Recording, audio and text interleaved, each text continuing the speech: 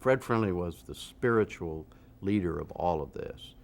And it was the combination of Bob Wilson, Fred Friendly, and a man named Ralph Rogers, who was a businessman in Dallas, who was the lay chairman of the board of KERA.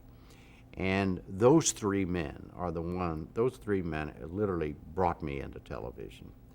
And I was a little reluctant to do the thing because, first of all, Ralph Rogers, I didn't know Ralph Rogers. He was very active in the community.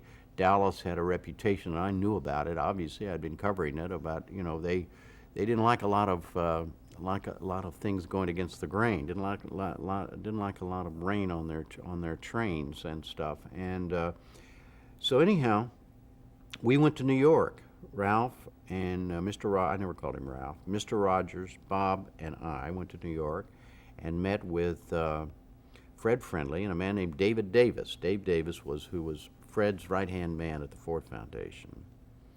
And Fred Friendly took Ralph Rogers through the ringer. He said, okay, Mr. Rogers, you're a big prominent Republican, whatever, and so Lehrer here has got a story, and it's going to damage, he believes, your best friend's business. And he calls you, and he says, no way, I don't want this on the air. What are you going to do, Ralph? He called him Ralph. I didn't call him Ralph. And so Mr. Rogers says, well, so Friendly says, here's what you're going to do. Nothing. And he used an example of John Tower. John Tower. You know John Tower? Oh, yeah, we're very close. Oh, you're very close. That's terrific. What if Larry's people are working on a story, and he thinks he doesn't like the story, and he calls you? What, are you going to take the call? Well, I have to take the call. He's my friend. And he says, well, I don't want that story on Newsroom on Channel 13. What are you going to do? He says, well, anyhow, I won't go through it anymore. But the fact of the matter is, he gave him a short course gave Ralph Rogers a short course in how to be how to be a publisher in a way. And then because Friendly said, and because I was sitting there, and he'd say, do you like that answer, Jim? And I'd say, yeah, that's great. And so he took the whole thing, and so Fred Friendly's made us all kind of, it's almost like a football huddle. Say, okay, guys, you can make this work, or you can have trouble every day.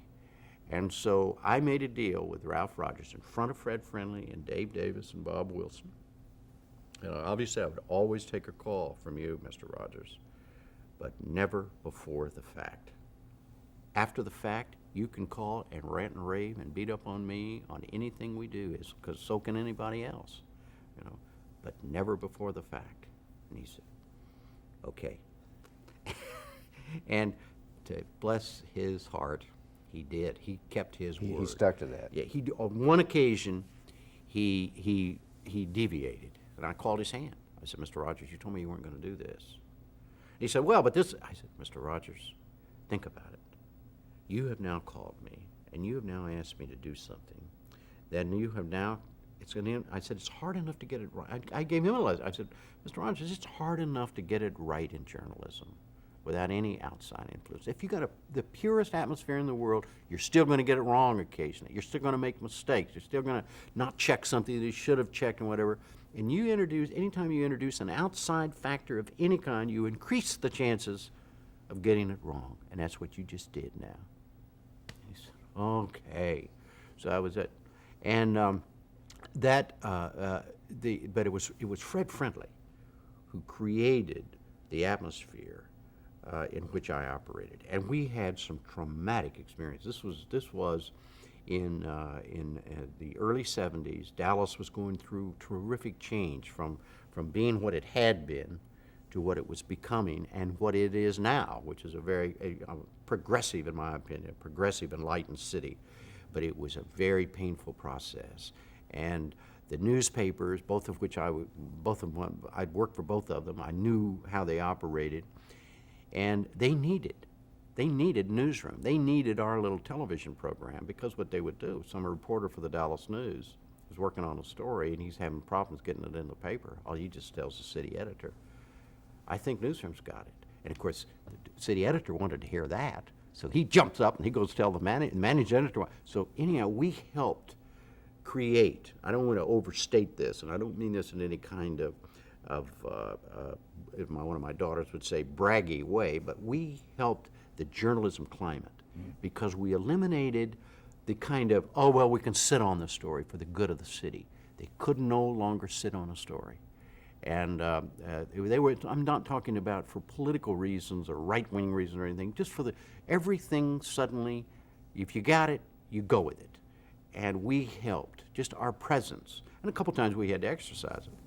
A couple times one newspaper was sitting on a story, not a big story, but it was a story that should be out. They gave it to us. We broadcast it. And it was a magic, but it was a difficult time.